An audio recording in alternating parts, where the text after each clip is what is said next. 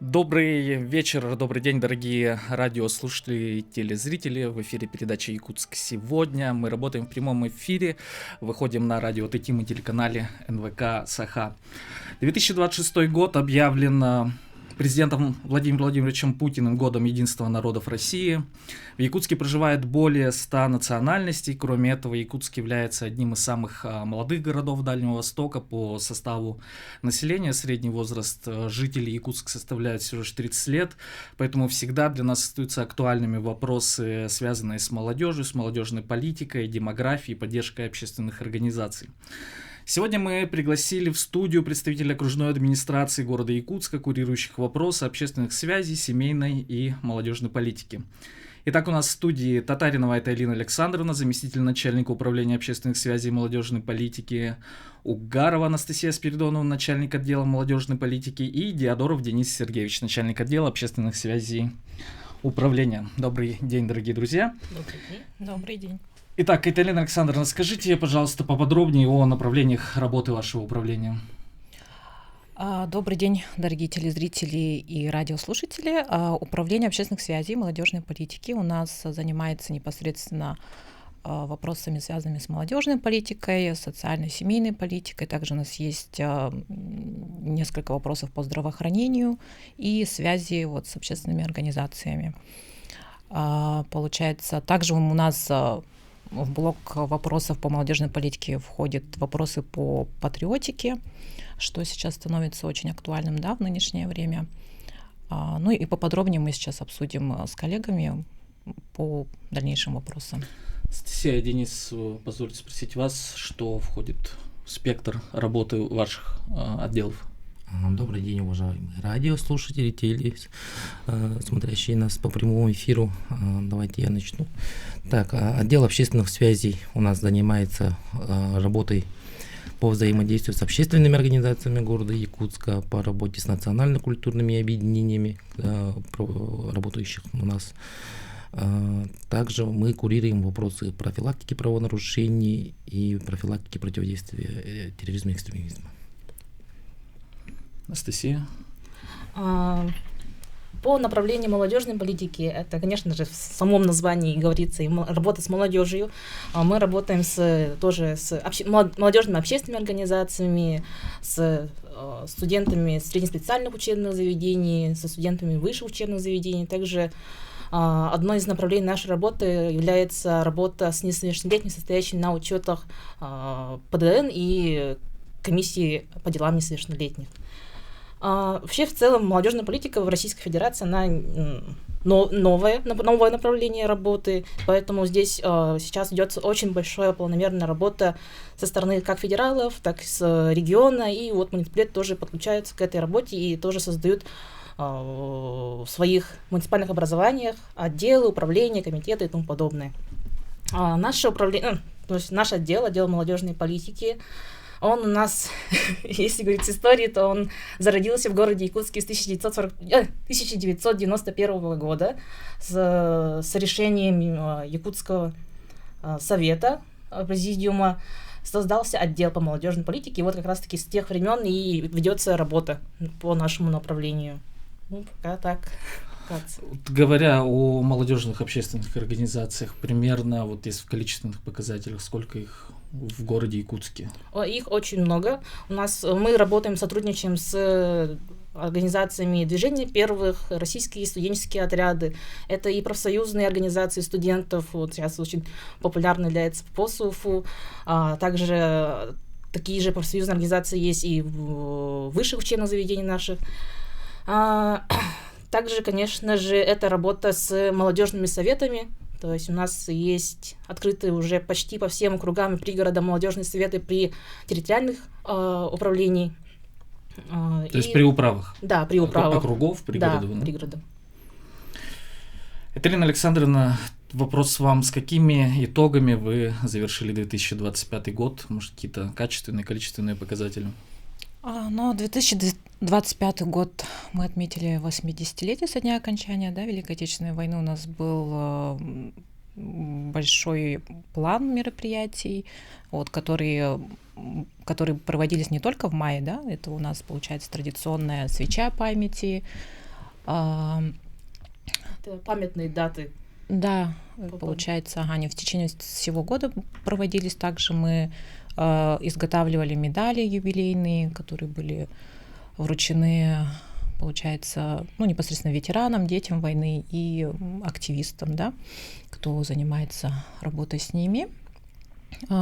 Также одно из немаловажных наших достижений — мы начали заниматься вопросами активного долголетия, что сейчас становится очень актуальным. То есть у нас появилась новая субсидия. Также у нас, получается, комиссия по увековечиванию памяти героев СВО была образована и начала уже свою работу. Вкратце как-то так. И, в принципе, все наши показатели, которые мы ежегодно достигаем, они все были достигнуты. Также мы оказывали помощь семьям с детьми-инвалидами, да, это возмещение за лечение, проживание и другие какие-то необходимые их траты и нужды. Вкратце как-то так все. Обо всем, конечно, мы не сможем прямо сейчас рассказать. Такие наиболее яркие моменты. Да, я озвучила. Если не ошибаюсь, то к одному из показателей вашей работы можно отнести это грантовую работу, да, то есть это работа с грантами от молодежи. И ежегодно проводится грант главы городского округа город Якутск. Расскажите об этом поподробнее. Кто выиграл в прошлом году и с какими проектами, может быть, что-то вам заполнилось особенно? Курированием гранта главы городского округа город Якутск занимается отдел общественных связей. Это еще со времен Айсена Сергеевича Николаева, когда он был мэром города Якутска. С тех пор было поддержано сотни проектов, направленных на социальное развитие, и вообще все проекты направлены на общественное развитие общественности и людей в общем, да. В прошлом году у нас конкурс завершился в октябре месяце, поддержано 12 проектов. Самыми запоминающимися на сегодня, я бы сказал, это форсайт-сессия по вопросу трезвости, на котором принимал участие профессор из Москвы Петр Иванович Губочкин, который является советником Государственной Думы Российской Федерации по вопросу трезвости. Он нам провел 10-дневную форсайт-сессию с лекциями, с обучающими семинарами. Участниками стали непосредственно руководители структурных подразделений, не только окружной администрации, но и исполнительных органов государственной власти. Следующий у нас проект тоже большой, это фестиваль общественных организаций «Наш Якутск». Он становится традиционным. Мы провели второй раз. Участие принимают организационные вопросы, все принимается общественными организациями. Они создают рабочую группу. Окружная администрация принимает непосредственное участие в организации, предоставление площадки, помощь в нормативно-правовой работе и, конечно же, освещение в СМИ. Участие приняло более, если не ошибаюсь, 2000 людей. Это десятки общественных организаций.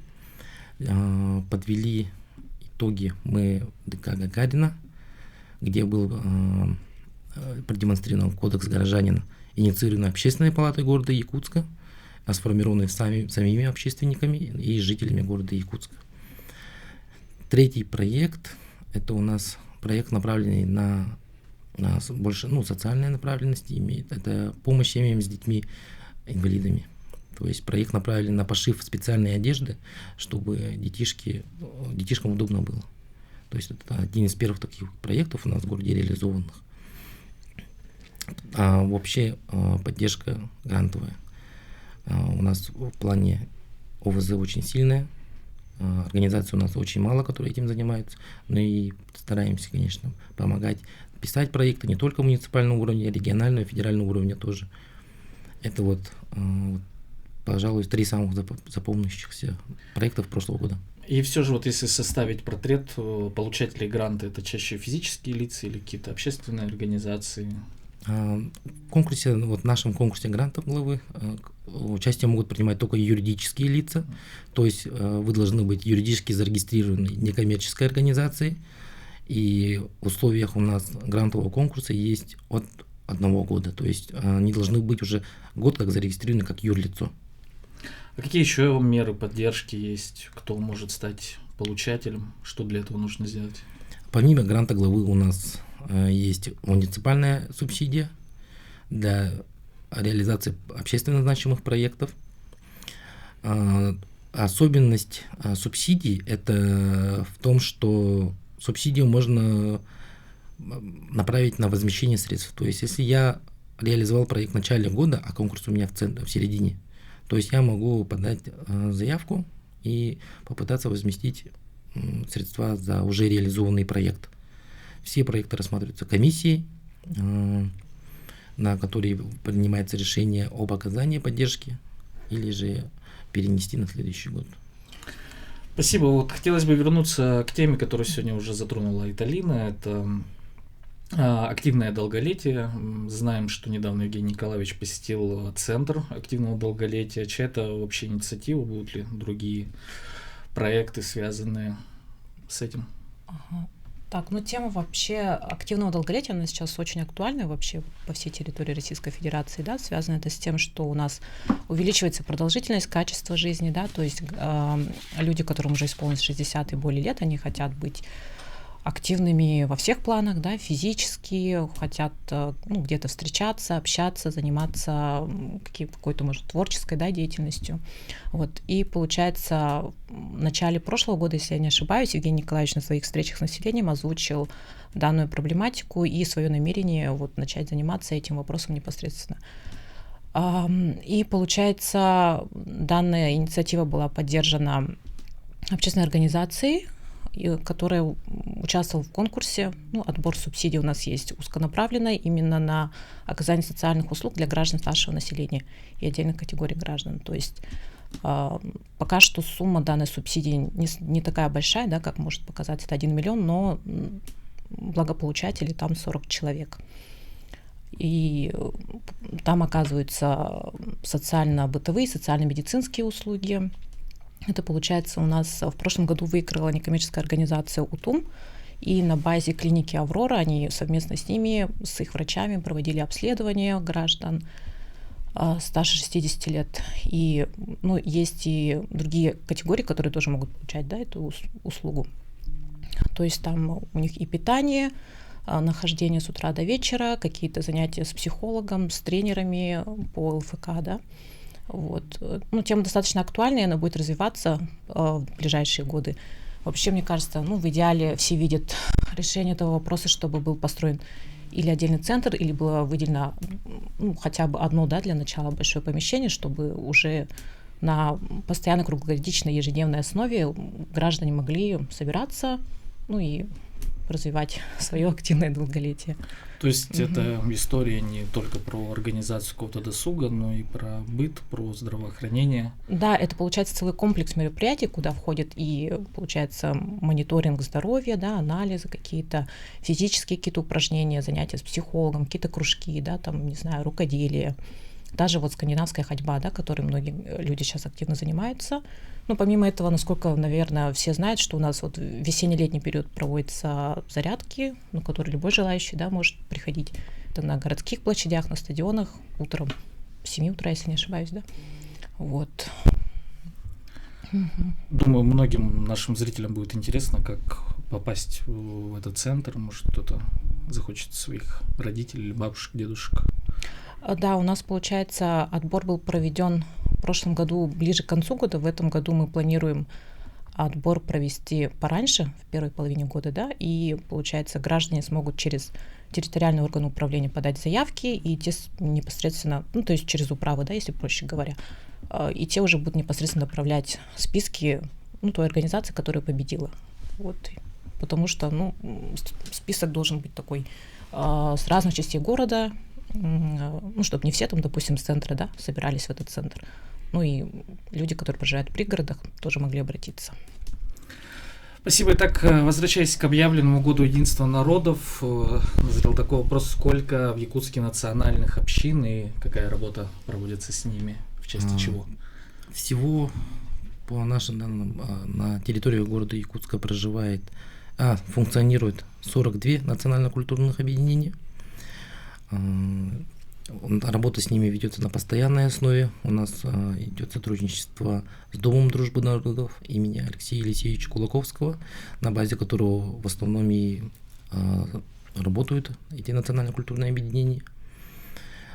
Ежегодно у нас проводится порядка 10 различных мероприятий различного уровня, различного охвата. Одни из первых у нас в начале года, в первом квартале, проводится межнациональный форум «Импульс». Это проект, направленный на социальную и культурную адаптацию иностранной молодежи, на котором ребята учатся проектировать, придумывать, организовывать мероприятия различного уровня. Следующий наш проект, совместный тоже с национально-культурными объединениями, это фестиваль «Счастливы вместе». То есть у нас на территории города очень много семейных пар проживает.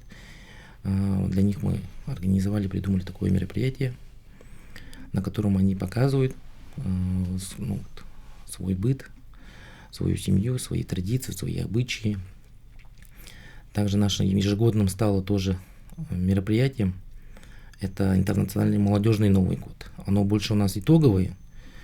В нем участвуют не только проживающие на территории города Якутска иностранные ребята, но и студенты из разных стран. В прошлом году у нас участие приняло представители более 20 различных стран, которые учатся у нас в наших учебных заведениях. Вкратце. То есть работа больше в контексте обмена каким-то культурным?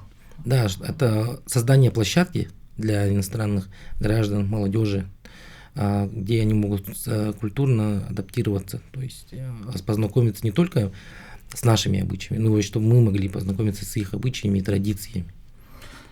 Вот в связи с возросшим уровнем миграции, как внутренней, так и внешней, как вы считаете, целесообразно ли было организовать какие-нибудь проекты именно по разъяснительной работе в плане каких-то нормовых прав и законов Российской Федерации? У нас такая работа проводится, у нас есть специальная муниципальная программа, в которую входит это все. То есть профилактика правонарушений, не только молодежи, но вообще всех, да, жителей города. Также профилактика противодействия терроризму и экстремизму. Это у нас тоже проведение мероприятий, разъяснительная работа, сотрудничество со структурами МВД, МЧС и миграционной службы. Да. И также у нас, кроме основной упор идет, конечно, на молодежь. Можете ли вы, пожалуйста, рассказать о планах на 2026 год в контексте именно года единства? При окружной администрации у нас функционирует общественный совет по работе с национально-культурными объединениями, куда входят председатели и руководители национально-культурных объединений. И на этом заседании мы попросили наших коллег внести предложения в план. То есть у нас план формируется, мы собираем все предложения и формируем проект плана. Потом у нас будет совещание, на котором мы уже утвердим окончательный план, направленный на год единства народов России. Спасибо. Теперь, с вашего позволения, поговорим о молодежной политике. Как молодежь участвует в жизни города, какая работа проводится, чтобы молодежь вовлекать в общественную работу или, например, благоустройство? По молодежной политике, получается, как я говорила ранее, у нас есть в управах наших округов пригородов это молодежный совет. Через них вот как раз-таки они являются нашим мостом на своих территориях. Также мы вообще все наши мероприятия по молодежной политике как раз-таки направлены, чтобы мы знали, чувствовали, понимали, что хочет наша молодежь, что хочет она изменить, какие у них есть проекты, инициативы. Вот мы берем оттуда как раз-таки эти идеи, мы слышим их о том, о чем они мечтают. Они мечтают, например, допустим, на одном из встреч нам говорили ребята, что хотят отдельные тоже досуговые центры, как вот молодежный центр «Патриот» в своих частях, пригородах, получается, города Якутска. Спасибо, Анастасия. Уважаемые телезрители и радиослушатели, сейчас мы прервемся на небольшую рекламную паузу и вернемся к вам буквально. Телезрители и радиослушатели, мы снова в студии программы «Якутск сегодня», и сегодня мы обсуждаем с вами, с нашими гостями, тему молодежной политики. До перерыва мы общались о том, как молодежь взаимодействует с муниципалитетом. Какую работу проводит ваше управление в этой части? Вот. Хочу дополнить.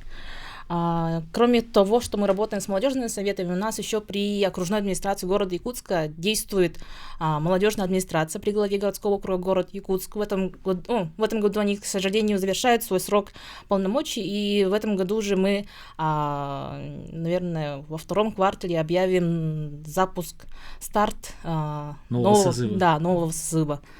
Как раз таки эти ребята, которые входят в молодежную администрацию, они вносят свои проекты, свои инициативы, также подсказывают нам, получается, молодежь сама по себе, она очень такая быстрая, активная, у них очень быстро меняются тенденции, новые появляются тренды, и если делать какой-то стратегический документ, например, на лет на 10, на 15, то оно очень быстро устаревает.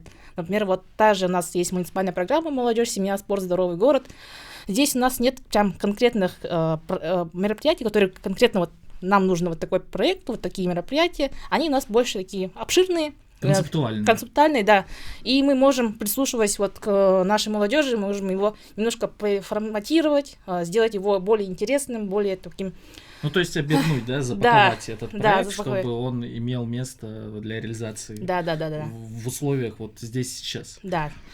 Как раз-таки, и в этом плане нам помогает молодежная администрация. Также мы, конечно же, работаем при Якутской городской думе, есть своя молодежная палата, они тоже продвигают свои идеи, они как раз-таки больше законотворческие, они смотрят нормативно-правовые документы, тоже помогают нам и подсказывают, где нужно сделать шаги именно в уже правовом таком законотворческом формате. Здесь, например, у нас молодежная палата.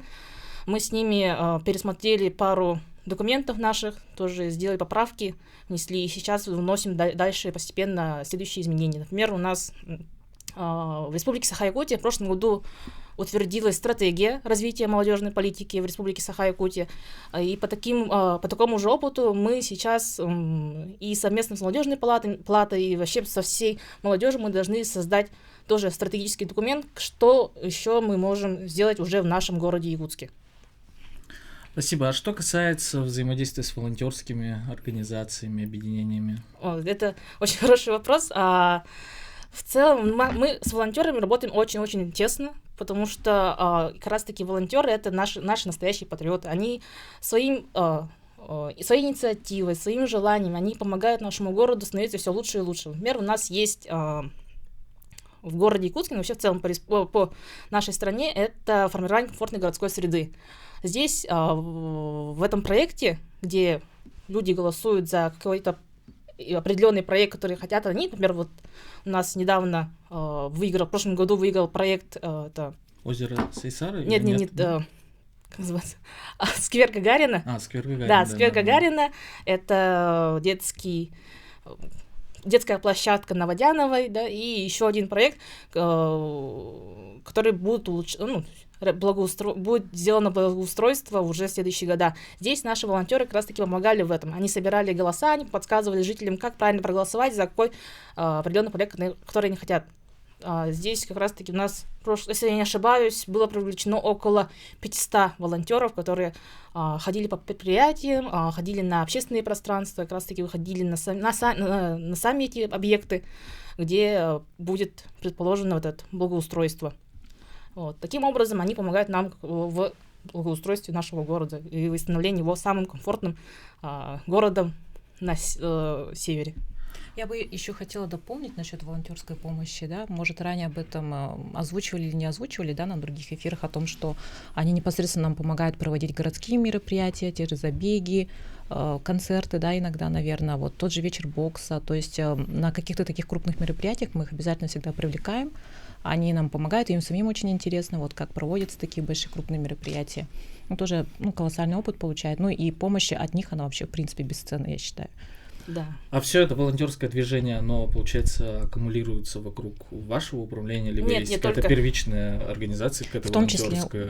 В том числе мы занимаемся. Где вы берете всех ребят? Нет, есть, Как вы короче, получается, у нас в стране есть платформа называется Добро.рф, Добро.рф. Здесь волонтеры, то есть не волонтеры, а люди могут зарегистрироваться и получить свою личную книжку волонтера и участвуя в каких-то проектах, получает за это волонтерские часы.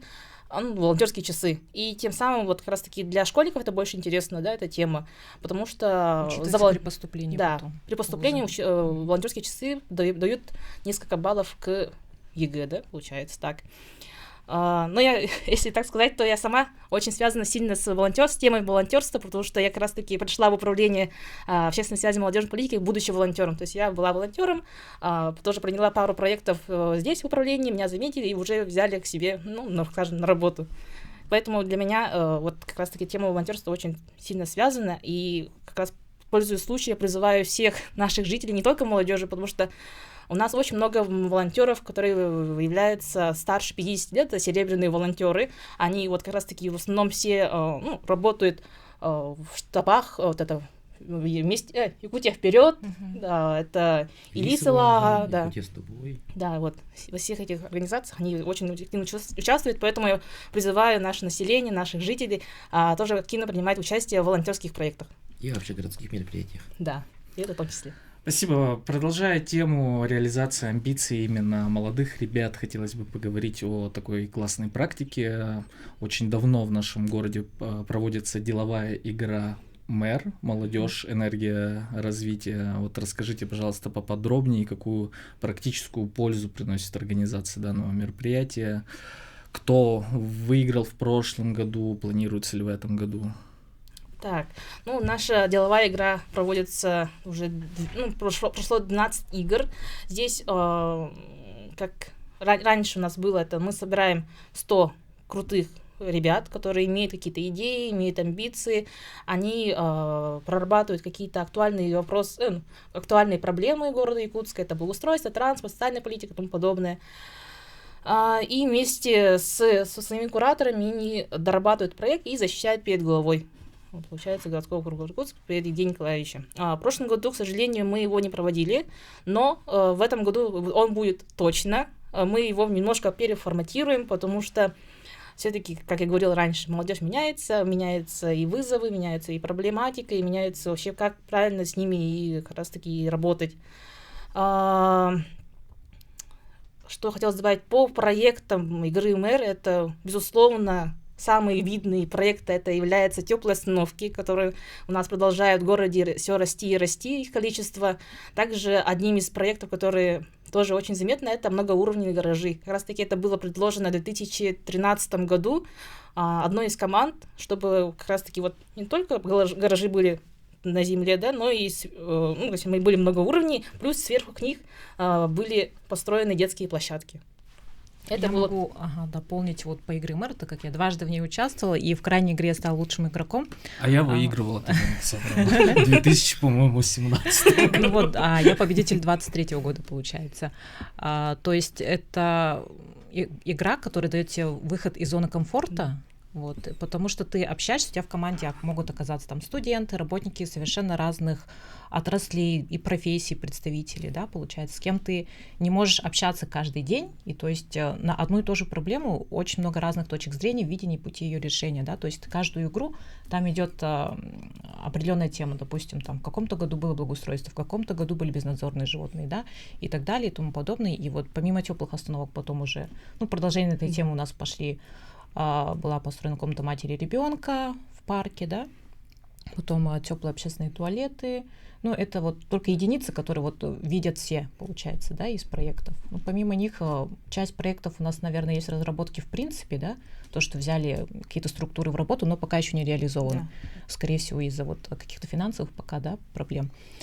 Вот. То есть это, не только большой старт для победителей дает, но и в целом для каждого участника, вот как выход из зоны комфорта, он потом дальше пойдет участвовать в других каких-то подобных играх, конференциях и так далее. То есть, это вот, начало такой начало старта, скачка в дальнейшем, светлое наше будущее. Ну и насколько я помню и знаю, по-моему, победители вносят в резерв, Да, кадровый резерв, да. окружной администрации. Да, здорово. Пожелаем удачи будущим участникам. Надеюсь, все будет организовано. Перейдем к следующему вопросу. Сколько в городе общественных организаций и объединений? Как они взаимодействуют с вами, друг с другом? Всего по данным Министерства юстиции на территории города Якутска зарегистрировано более 1200 общественных организаций. Взаимодействие с ними идет у нас на постоянной основе. То есть это не только их участие в грантовых конкурсах или организации мероприятий, или реализации проектов их. Это еще и информационная поддержка. Очень много общественных организаций на каждодневной основе реализуют проекты, что-то делают для развития нашего города и блага жителей, и об этом не узнают, не слышат люди, не видят. Мы помогаем им в этом направлении, то есть это публикация на сайте, официальном сайте окружной администрации, в Телеграм-группе, в группе ВКонтакте.